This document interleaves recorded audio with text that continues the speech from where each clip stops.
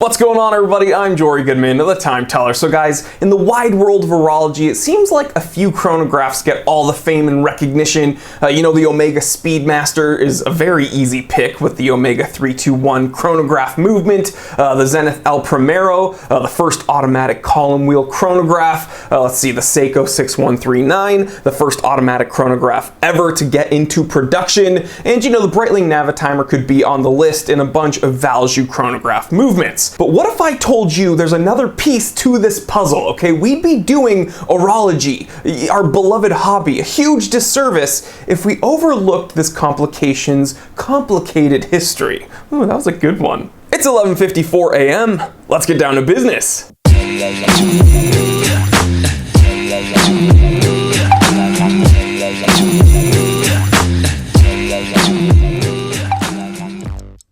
That's right, people. The Omega 321, the Zenith El Primero, a whole bunch of Valjouxs. Okay, those are all great movements, but there's another one. That's right, I'm adding another chronograph movement to this list, the Landeron 48. Now, the Landeron 48 is also known as the Cal 48. You'll often hear it, mentioned both ways. This movement was produced from 1937 all the way up to about 1970, and there was over 3.5 million of these chronograph movements produced within that time frame. Now, I have a chronograph here with me in the office that uses a Landeron 48 movement, and one thing I want to show you is the really unique operation. So we're used to chronographs having two pushers, like this Seiko 6139 here on my wrist, and the top pusher starts and stops the chronograph, whereas the bottom one will reset it. Well, the Landeron 48 doesn't work that way. The top pusher, and I'll show you on the watch down here, actually starts the chronograph, and the bottom pusher stops and resets it. So it's kind of a little bit backwards, but it doesn't take that long to get used to. Now, the Landeron 48 has a 17 joule movement. It vibrates at 18,000 BPH, and it typically has about a 42-hour power reserve. Now, we should note, this chronograph movement is cam operated, okay? This is the Landeron 48,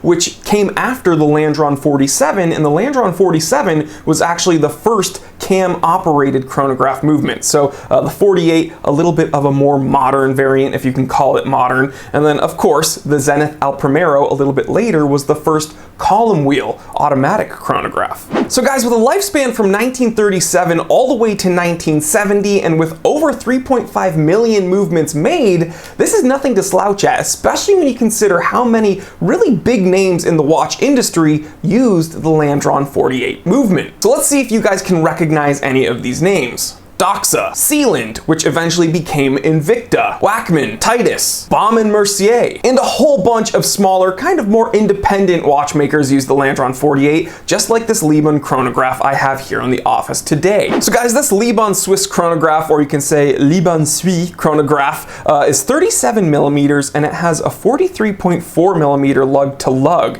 It's only about 13 millimeters thick, so it lays on your wrist pretty dang flat, especially for a mechanical chronograph. Now, this chronograph has a circa 1950 production date, and of course it uses that Landeron 48 movement. So guys, I'm making this episode not only to showcase, kind of an unsung hero in the watch world, but also to show off this chronograph. There's a whole bunch of really cool, smaller, lesser known watchmakers that made really cool watches, and all you gotta do is snoop around and find a good one, and they're not even that hard to find. So there you have it, guys. I love watch collecting simply because there's so much to learn about, so much to explore. There's a whole bunch of rocks to overturn and find things.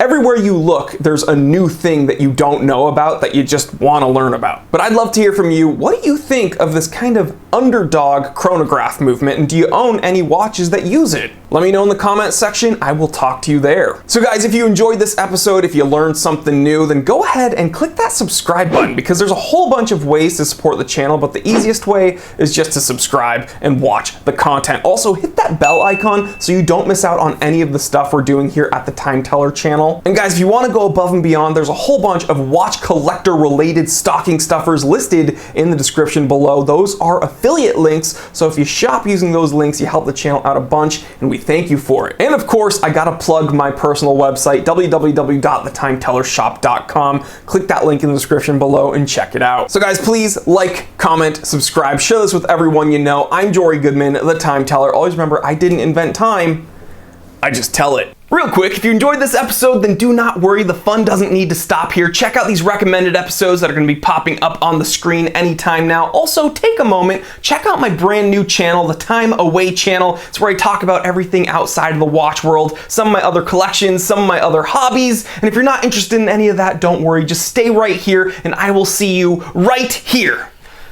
Because I never leave. I am trapped inside of this camera. Some mess ups, easy but easy.